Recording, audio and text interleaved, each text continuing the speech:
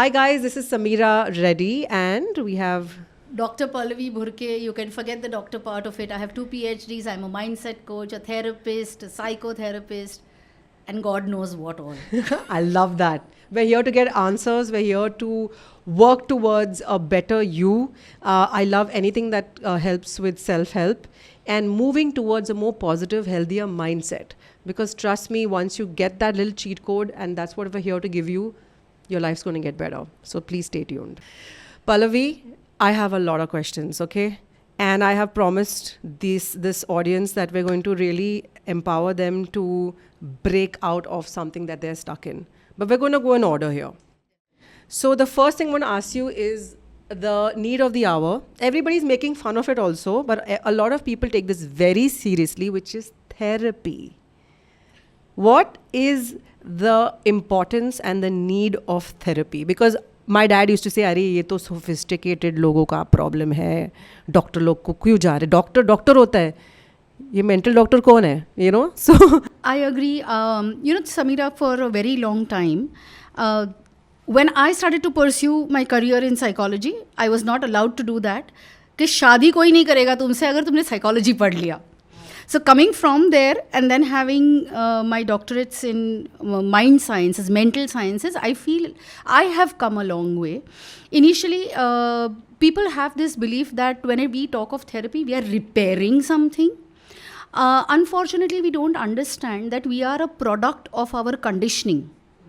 We were conditioned in a certain way. And because we were conditioned like this, we began to believe that what I was taught is right and what I have left behind is wrong.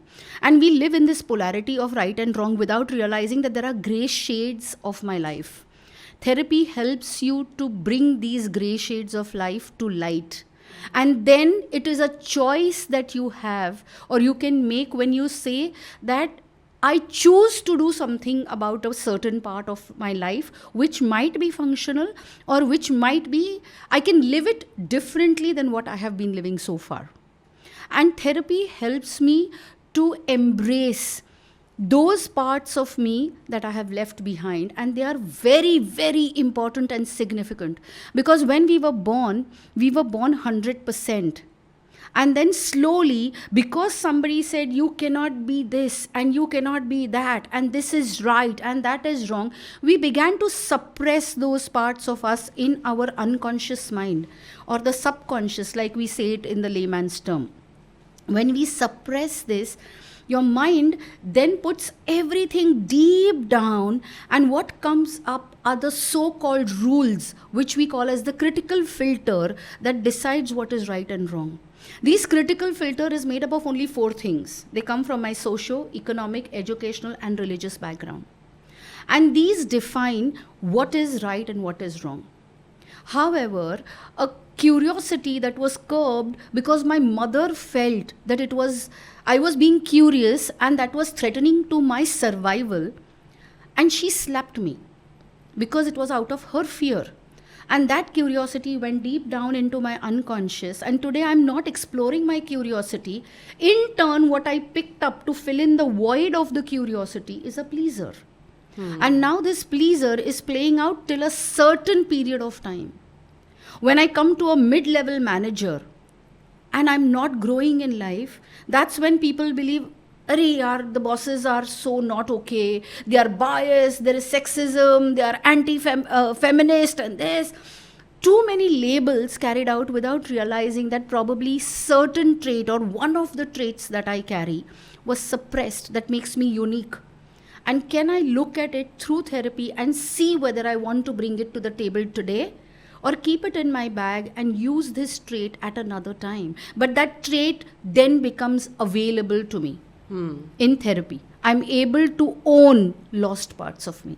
So I have a question here immediately, because when you said mid-managers and, like I the one thing that I see a lot is there are some people who just attract drama. Just attract it and repeating and repeating, and it's the same patterns, maybe the same boyfriends, maybe the same jobs and the same, people don't pay me, they don't pay me on time, or I'm treated badly at work. What is that victim complex that I see that can be broken, and you know that it can be broken, and how do you break it? How do you break that drama that people just attract? That's a very lovely question, Sameera, because when you say that people attract drama, I love this statement because we are really attracting the victim within me. What happens is, again, through conditioning, I have learned that I am a victim. And somebody is a persecutor. Somebody is my rescuer. And we continue building this drama triangle around us. Now, what happens in this drama triangle? I am cool because I'm centered. I have been through a lot of workshops and I've healed myself and I've done so many things. And then I realize that, oh, there is some drama happening in my environment, and I get hooked as a victim in that drama. Someone says something and I feel victimized about that statement, and I get hooked into an external drama. Now that drama becomes my internal drama. Within me, when I'm playing that victim mode, there is a part of me that comes from the critical filter, which plays as your punisher or the persecutor, which says, oh, you are a drama queen. And I don't like this label. Then I go into my conscious or my aware self, and I give justifications for why the drama queen is justified in so many ways. So when we look at that drama queen, I have learned to be the best drama queen because I learned it when I didn't have my logical thinking developed. We learn most of our conditioning or most of our core mindsets of who I am going to be have developed before the age of 8. Oh, Lord. And then we just continue as a rescuer and as a persecutor and as a victim, and the drama continues. So there are certain people, I feel, especially a lot of women that write in and say, we seem to be always attracting red flags. And somewhere I tell them, maybe you just don't know better. Maybe you feel comfortable in that red flag energy. Because when the green flag comes, you don't seem to want it because it's not exciting you enough.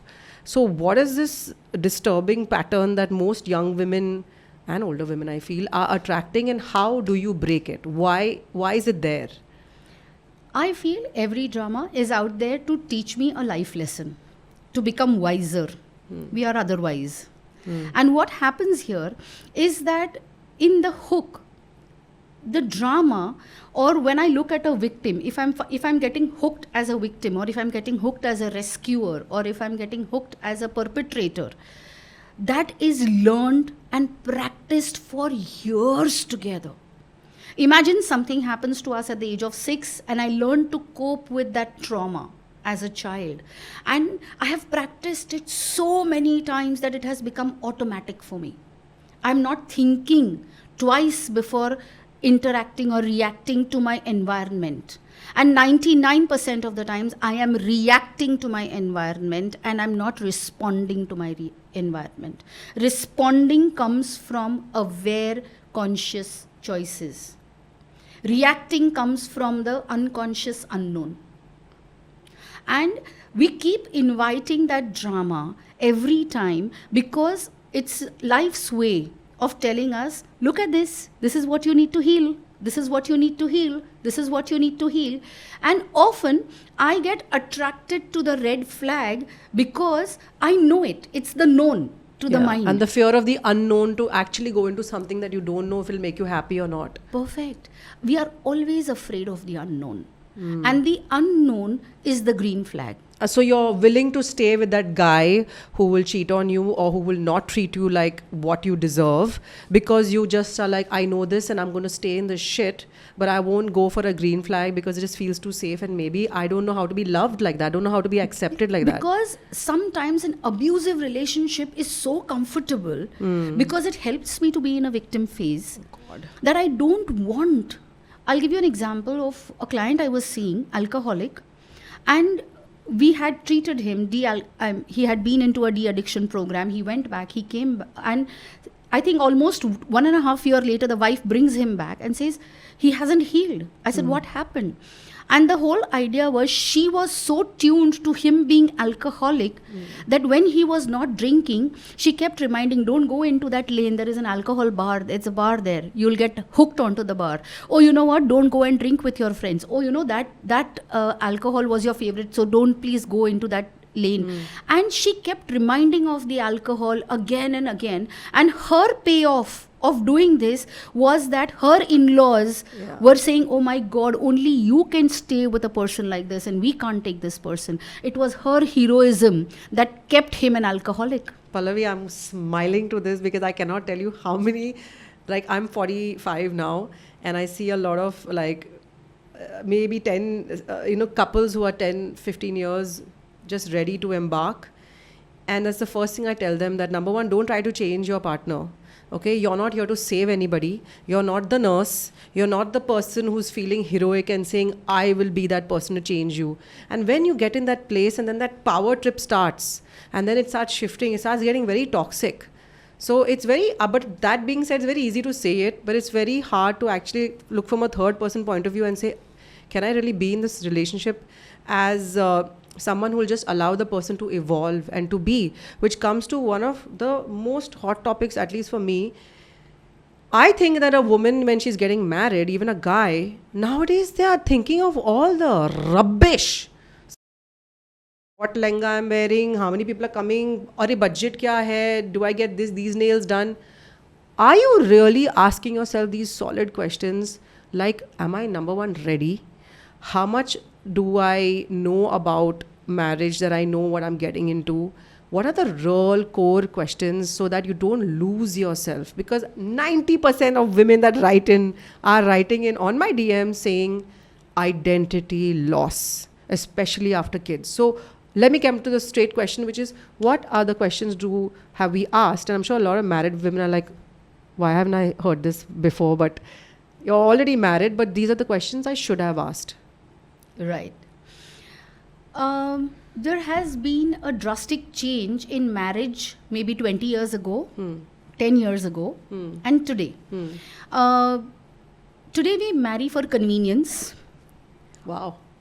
And earlier also it was a marriage for convenience. I'm not discounting it, because then when I am 54, and when I had to choose a partner, the choices that I had is have a graduation degree, because that means you'll have an educated husband. If you have an educated husband, he'll be a good earner. That means he'll give you a good lifestyle. So the lifestyle and everything that was supposed to be provided was the job of the man. And the woman's job was to take care of his house and give him children which he will be proud of, and there'll be trophies for the family to display. And that is how it worked for all of them. Now what happens is, today a woman has her own identity. Earlier, Sameera, most of the girls were married off. When I was getting married, 25 was the upper limit for marriage. 10 years ago, 30 was the upper limit for marriage. If a girl was 30 and beyond, it was like a panic mode that, oh, 30 ki ho gayi, bacche kahan se paida karegi? There'll be so many problems in childbearing. So that pressure of 30 was there. Today the age has even gone further. Today it's even beyond 30 that girls start to look at marriage and commitment.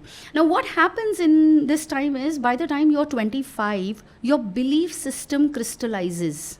When your belief system crystallizes, it begins to crystallize your personality. Once your personality is crystallized, your value system and your beliefs become very strong.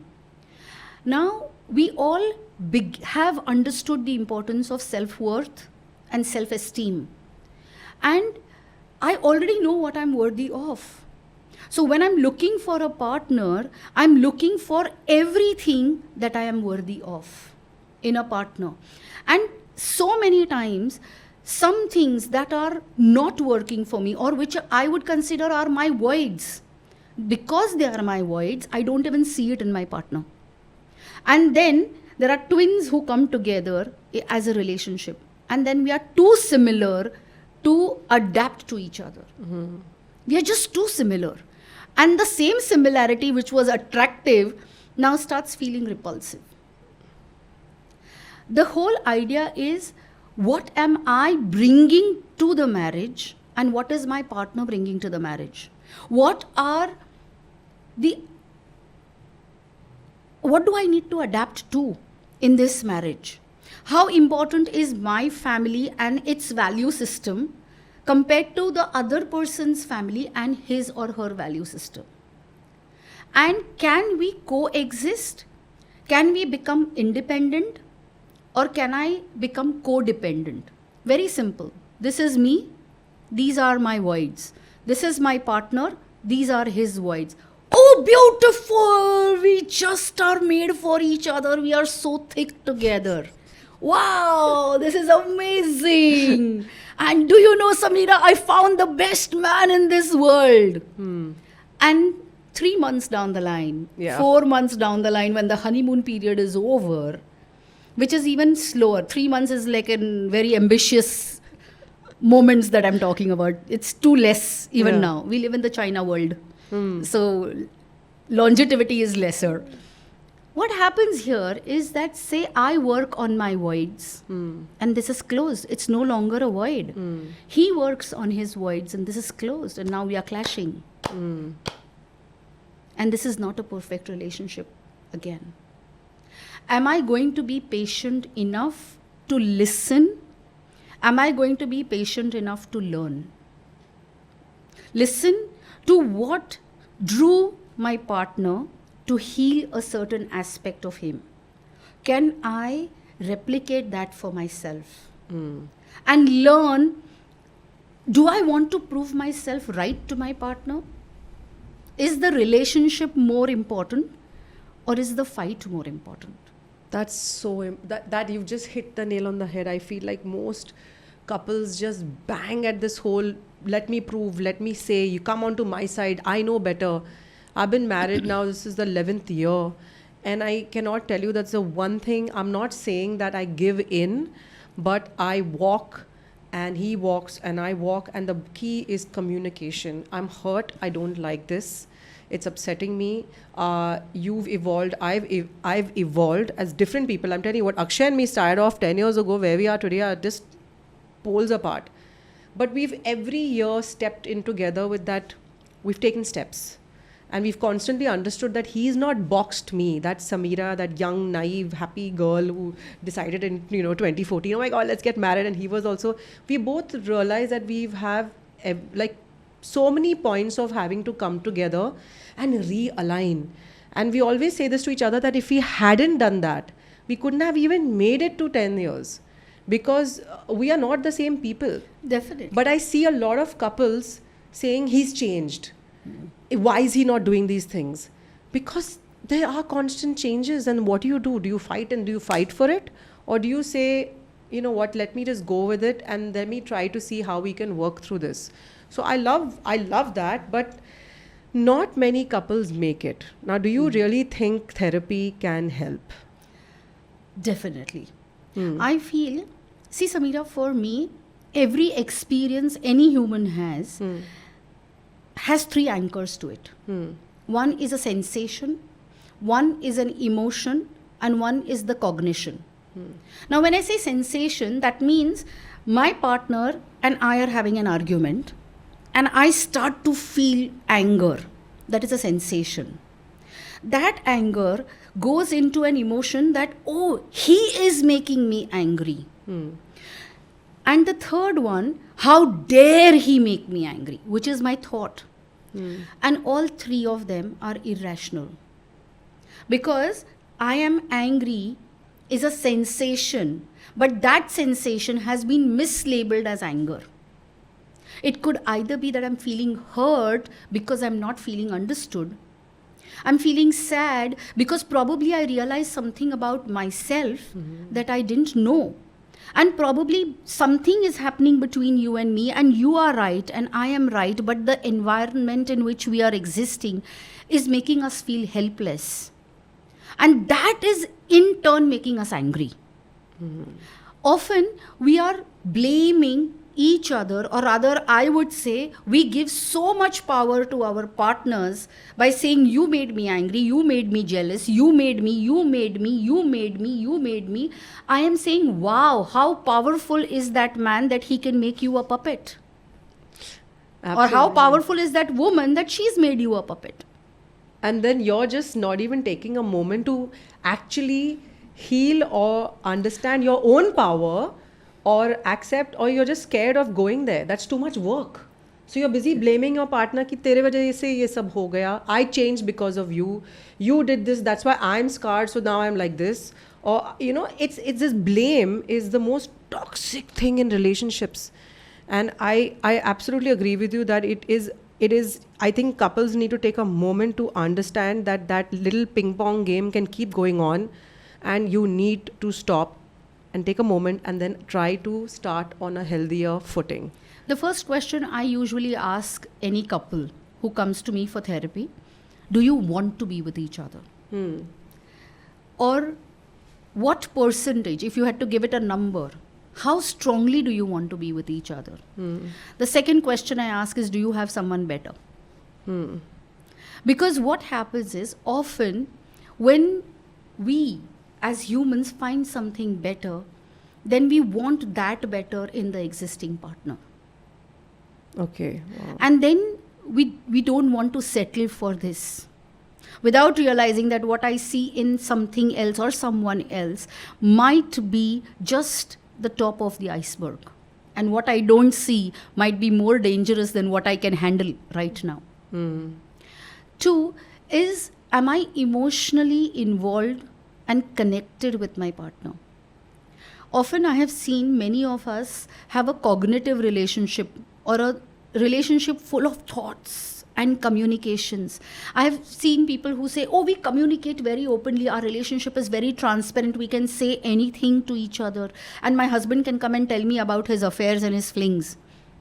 And I say, okay, and how does that make you feel? And she says, no, I don't feel anything. I said, stop. That's the problem right there. And just think what you're saying, or feel what you're saying. Because often we have become thinking people when we were born to be feeling people. Our sensations are so strong that we all realize there is a subconscious and a conscious mind. Most of us who understand the concept of the mind, there is an unconscious mind or a subconscious mind and a conscious mind. 80% of who you and I are is the unconscious, something that you and I are not aware of. So people who tell me we know ourselves thoroughly are people who are claiming to know 20% of who they are. Interesting.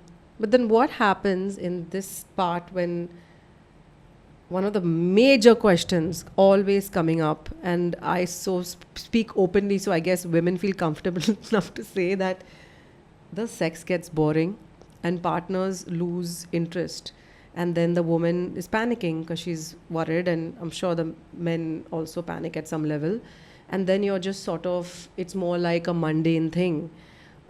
And many relationships, people stop getting intimate with each other, and this happens even after children very easily, where the guy, a lot of guys say, but her attention went to the child, and I was the sort of apple of her eye, and now I'm not.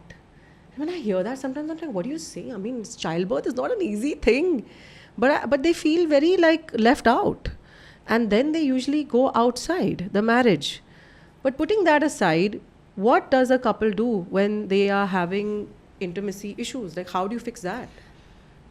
Intimacy issues, Sameera, usually will come from biological concerns, psychological concerns, and self-worth. Often when I see intimacy issues, a woman, like I said a little while ago in our conversation, a woman gives sex to receive I love you. A man says I love you to receive sex. And what happens is, when the woman has other areas or other things that are saying, I love you, mommy. I love you, daughter-in-law, for giving us such a lovely child. Such an interesting take to this.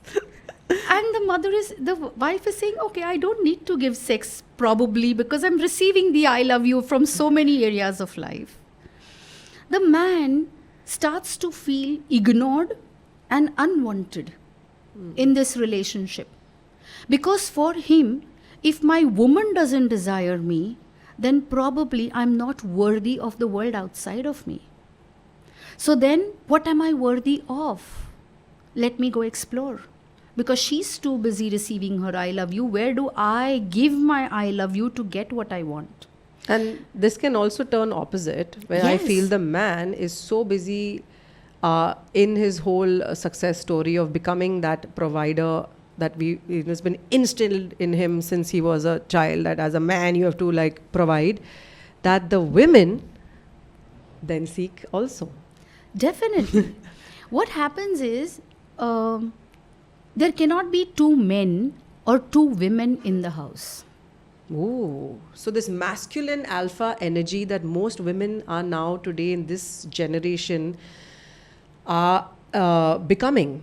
Yes. And I The men yeah. are becoming nurturers because you see a lot of men now taking responsibility of child caregiving, and also nurturing, also cooking, also taking up roles that were traditionally labeled as women roles. But I think that's wonderful. It is. Wow. It is wonderful.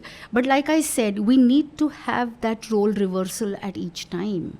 So if my man is playing the nurturer, can I be the provider? If my wife is the alpha male, then can I be the nurturer? But it really takes a very solid guy to Centering. centered guy to accept that. True. Because I can see most women crying about this, saying that there is such a ego tussle between that, and even if a guy wants to move to that corner of his brain, he has that part of him saying, no, but I can't because this is wrong. That's You know? his conditioning. We That's- need to yeah. uncondition men Yeah. to be men, and we need to uncondition women to be fierce feminists. I agree, because that's also going to another level. Definitely. Which brings me to one thing that I feel that again comes up a lot is self-worth, self-loathing. The fact that it's so fragile.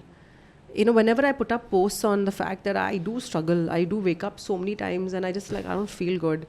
After having millions of followers and people that really adore my content, and I keep saying to them is, I actually wake up every day, and every day I have to unlearn my insecurities. I have to unlearn them, because it's not like I'm confident. Trust me, I have to wake up every day and start from scratch. And when I say that, the girls all break and they're like, we feel you because we're there. And then I can imagine only what kind of a trauma that they're going through to actually feel good about their bodies, or say this is how much weight I've gained, or I'm not successful, or I am aging, or I don't have that Louis Vuitton bag that Seema from 9B has. You know, there's all this sort of conversation going on, and everybody's issues in their brains are huge. Today I could say I don't care if I have that Mercedes, but for somebody it's like aspirational, like I have to drop my school in that Mercedes because I have to, match so and so. So this pressure of self-loathing and not feeling good is, for me, it's a disease. How do you fix that? Amazing. That's a lovely question, because that's a lot of burden and baggage It's huge. that I'm carrying. Yeah. And when I carry so much of burden of I need this, I need this, I need this, I need this, I need this to feel worthy, Yeah. are you really being yourself? And then tomorrow you may have everything that you thought was your need to fulfill. There's a difference, Sameera. There's a difference between a need and a want. A need is something that I desperately need, because without it I will die. I will not survive. But when I say a want, I am saying I know what I need, but that need will come only through A, B, C, D, E. These are wants, conditions that will fulfill my need. Now, everyone definitely needs self-worth. But when I'm saying I need a Louis Vuitton, I need an iPhone 16 Pro Max as and when it comes, and I need certain brands and certain cars to travel in, I am defining it as a want. And it's very easy to take these children, I call them children, I'm not considering their physical age, I'm considering their mental age. These are children, no matter how old they grow, they still are people who are dependent on other things outside of them to feel worthy and good. My question or my heart goes out to such people because I'm wondering, where did you lose your self-worth? What happened to you in the childhood? You wanted your mom to hug you, you wanted your dad to hug you, and instead you got a phone. Instead, you got a ride. Instead, you got an international holiday. And were your parents physically, emotionally, socially present for you? Because if I have that meaningful relationship, then most often you do not have these wants which are materialistic and which define your self-worth. But then how do you fix this? Suppose it has happened. And this is where ancestral or healing with your parents come into play. I discovered that about 10, 15 years ago, where somebody said very interesting to me, like, write a letter to your mom and your dad with everything that you have in your heart. It could be comparisons, it could be being there, not being there, anything. It was one of the most powerful things I ever did. I think I cried so much when I wrote it, and they said, don't show it to them. Yes. This is not for them to read. This is for you to articulate. Unburden. And just let it out there. Because, but my question to you is, I know that healing can unlock an amazing power. Magical. It's magical. Yes. So I did that letter writing because I said I'm never going to go to my mom and dad and say anything, because that generational parenting is another level. Today if I go to my dad and say, okay, why did you do that, or mom, why did you do that, they'll be like, अरे तो क्या होता था? I mean, हो गया ना, बड़ी बात क्या है? They don't see it as an issue at all. So I am not asking them to give me answers, but unburdening has definitely helped. How important do you think that is, and what are the tools that one can do? I love this question because it has two things that we have to consider when we are looking at parenting or styles of parenting.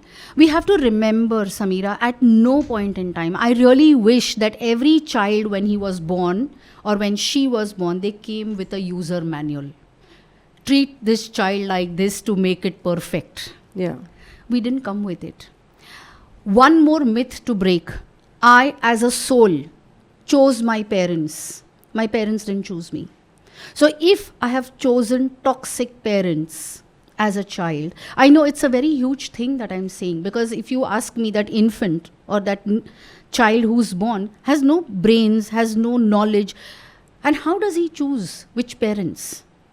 But as the soul, do you understand that we are so wise that we know exactly what my life purpose is and what are the lessons in this path of life do I need to learn? And the parents are the biggest providers of the situation that I need to learn my life lessons. So if I have to learn about light and about brightness, then I need to be born in darkness. Because tomorrow, if you ask me, what is the light? And you're born in the light. And I say, oh, look, that is the light. And the sun is the light. And the moon is the light. So much of confusion for the child. But when the child is born in darkness, it is struggling day in and day out because he sees others have light and I don't. And then we blame the parents for not giving us that light, for not treating us the way I treat my children today. But if my parents had not treated me that way then, I would not have the ability to treat my children differently today, because I learned from their behaviors what not to be as a mother today. True, absolutely, I agree. And when this is happening, what you asked me, generational healing, ancestral healing, is definitely necessary. If my parents were toxic parents, we cannot discount. They did not become toxic overnight. they had toxic parents too. So it's a conditioning. And And of you course, don't know better. you don't know how many generations of toxicity has been going on and on because my parents. Now, Sameera, a question to you. You know, when I was an unaware mom and my father beat me for not being as per his trophy child, I was very angry with him. How dare you hit me? But then when I became a mom and I was unaware, I'm saying I was unaware with my firstborn, and I did hit him when I thought he was doing something that was not okay. And today, as an aware mom, my second child, I brought him up very differently. A lot of empathy, a lot of understanding, a lot of communication, two-way communication. It's not my way or highway, which was the condition with my firstborn. Now, the question here that I'm trying to ask you is, the qualities that we hate in our parents, don't we somewhere practice those as we become parents to a certain extent? Maybe the intensity has lowered down, but somewhere those disciplining or parenting techniques that were practiced upon me are very similar to the disciplining and the parenting techniques that I practice as a parent with my child if I haven't been through therapy or healed those parts of me that were injured, damaged, lost when I was a child. So well said. Because only then you'll be able to look at it from a third person point of view Very and say, objective. I need to make the change. So one thing very interesting here that a lot of people ask me, how come I have a good relationship with my mother-in-law? Because many women hate their mother-in-laws. That's a big story there. Interestingly, she said that her mother-in-law, and she's divorced, she's a divorcee, but her mother-in-law was an extremely open, very, very. She was an amazing mother-in-law to her, and she had a beautiful relationship with her. And she said, because that's what I knew, and I took away from that marriage, is reason why I can be like this with you. And she said that is the toxic break. And she said, I saw that, and this is what I am with you. So if you feel that this is certain, I'm living with you and Akshay and the kids, and if this is your boundary, I respect it because I am here and I'm here to help. I'm here to add to you. I'm not here to control or say, you're taking away my son, because that's what she did with me. Right. And this is where I guess the conditioning. So it's that sort of that, that thread that you can either change, and you have to either break or recreate or reinvent. Right. Relearn the relationship. But that's what you're saying, is that you have so many years of this, that how do you break it? And this is the way to break it. Either is healing. It's healing. And it's therapy. But I'll tell you what, with the negative connotation of therapy, when I tell people I'm a therapist, I'm a psychotherapist, or I'm a mindset coach, अच्छा तू पागल लोगों को ठीक कर दी है. But I'm सब पागल है. I ask them, who's not pagal? At least I'm sane enough to claim it. I have to open, I have to write it on my head. It's tattooed. And you need to be eccentric in a certain way to be enjoying life. Yeah. So pagal hona is necessary. That is my uniqueness. Yeah. And you can't disown that. When that pagal panti is not allowing you to be happy, and when it blocks you from living a life of your choice, that's when I feel you seek therapy. When I have a fever, I pop in a dolo. And when the dolo doesn't work, then of course I go to a doctor, a physician. Am I ashamed to go to a physician? Yeah. Am I okay to let my friends know and my family know I wasn't well? I went to the physician and he's told me 5 days of rest, 7 days of rest.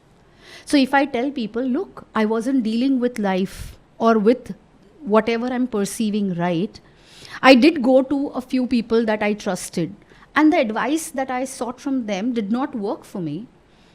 Is it okay to go seek help from a therapist? But then what often people feel is therapy is intangible. You can't see it. So people prefer to spend a X amount of money, say on a spa or in a movie or go an by shopping or an astrologer. or an astrologer Been there, and done that. many other healing faculties, but not go there to find your answers which empower you. Because it's so hard to actually face your demons and your fears. This is why I actually got married. This is why I actually made that decision. This is, what I really feel about my body. These are very, you have to have real strength to, and I think this is what happened, when people say, how come you just emerged?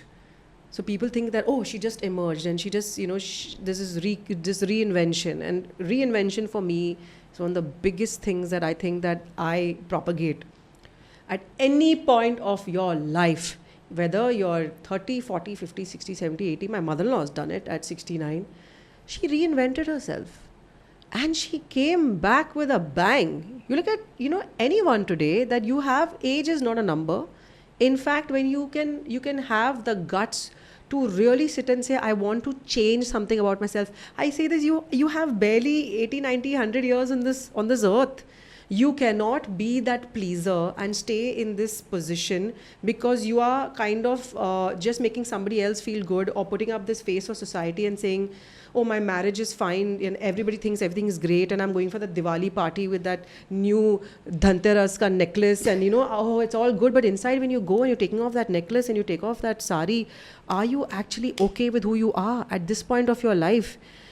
And I know that you can reinvent, which comes to one of the most exciting parts of this chat, which is the importance of a vision board. What is the importance of a vision board? I'll tell you. But just before the vision board, let me come to a concept called shadow. The concept of a shadow is all of us are scared of being labeled as villains. We all like to be heroes of our stories. And we don't want to own, like you rightly said, we don't want to own those dark sides of us. We don't want to see it. Sameera, the good news is behind every dark shadow is a gift that I have forgotten to see. Like, for example, if I claim that, or if I own that, Pallavi, you are jealous. You're simply jealous of somebody's success. And I don't want to feel jealous because that's so wrong. It's so wrong to be jealous. But then, if Pallavi is not jealous, how does she become an achiever? So, the gift of me becoming an achiever only comes from Pallavi being jealous. If she's not jealous, then she's not a go-getter. If she's not a go-getter, she's not going to reach for her goals. The best example that I can tell you is we are celebrating Diwali. Would Ram have been important without Ravana? Mm-hmm. Would Krishna have been important without Kans? Would Arjun have been important without Duryodhan? You need the dark side, which is your strength, and the dark is covering your strength because as a child you were told that this shadow is not okay. That was conditioning. So, becoming aware of our dark sides, becoming aware of all those qualities that bring gifts to me. Would you jump into a muck, or rather you put your hand into a muck if you were told that the biggest treasure of your life that you've been craving for is in that muck? I would dive in. Yes, I think all of us would have done that. We would have just dived in to pick it out and then, yes, I'll clean myself up. But then I want this gift that I have been, that makes me unique, that I have been wanting for God knows how many lifetimes. True. And if I have it, then there's no competition because I'm unique. I was born a unique individual. Pallavi, when I had Naira, I had such an amazing moment. I don't know how it happened to me, thank God, where I broke every part of myself down to bits and pieces and I jumped into that muck because I couldn't put up this facade anymore. I was like, I'm not that slim. I don't have that much money. I'm not going to walk around and behave like this actress that everybody wants me to be because deep down, I don't feel good about myself. And I'm going to wake up and say, this is my gray hair, these are my stretch marks, this is my bloody back flab, and here I am, and piss off. Take it or leave it. It was such a moment because I went and I decided that I'm unique. I'm damn good at what I do. I'm a good human being. I'm superb at direction and comedy. I can have fun. I can make amazing content. And it doesn't have to be this person that I was 10 years ago, which is Sexy Sam. Today, I am an imperfect soul that's just finding herself. And we are all in this journey together. But it was a breakthrough moment that when people saw it, they were like, what is she doing? You know, my manager was like, what are you doing? You're just showing your white hair. Remember, you know, Vidushi was like, what are you doing? But I loved her for it because she supported me and she said, you know what, Sameera, if you want to be empowering and you're going to take the trolling, I'm with you, girl. You know, and that's why 5 years later, I'm still with her and she's still holding my hand and running with me. And today people are like wah-wahing us saying, wow, she had the guts to do it when nobody else did. But when I was doing it, I was looked upon like pagal hai kya? So this is the point. I love what you're saying. Dive into that muck, get into your worst fears, have the guts, face them and pull that one part of you out that can stand up against anything. Trolling is one of the, and I'm going to end this talk with trolling within your own household, where your own in-laws or your husband is judging you, to cyber bullying and trolling, body shaming. How does one tackle this? I give you a gift, Sameera. What do you do with it? You don't like it. What do you do with it? I give it to somebody else. That's what we do in Diwali. Okay. So here is a gift I'm giving you. It's not so great. Okay. It suits me, but take it. No, actually you can have it. No, take it. Please, I'm giving you with so much of love. I love you, no. Our relationship is so significant. How can you say no to a gift like this?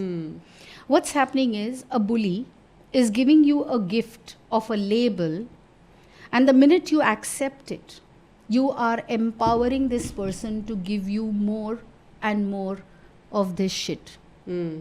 That's not useful to you.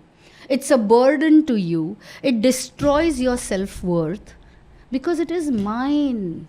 It is my label which is burdening me. I am jealous of you and your confidence. So I want to break you down piece by piece by piece. And what better than to make you feel worthless? So I'm not going to take it. It's not mine. Please keep it for yourself. And if this is not taken by anyone, I have a choice to leave it here and go. So I am a better, improved person and not the bully I was trying to be to you. At the same time, when you refuse it, you are refusing the label someone has given you. The best way to deal with bullies is to agree with them. Because they are not prepared for your agreement.